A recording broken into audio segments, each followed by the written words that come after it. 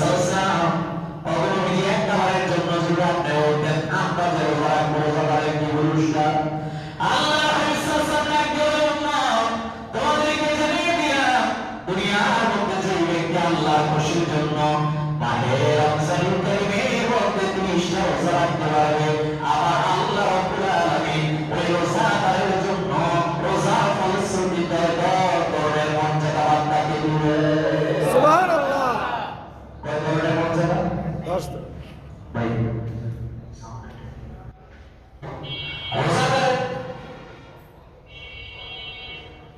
রোজাদারের জন্য আল্লাহ রাব্বুল আলামিন আখিরাতে বলেন এই যে দুনিয়ার মধ্যে আপনি রোজা রাখছেন এই দুনিয়ার মধ্যে রোজা রাখার কারণে আল্লাহ রাব্বুল আলামিন প্রতি রোজাদারের উপর 10 ধরনের মর্যাদা সুবহানাল্লাহ।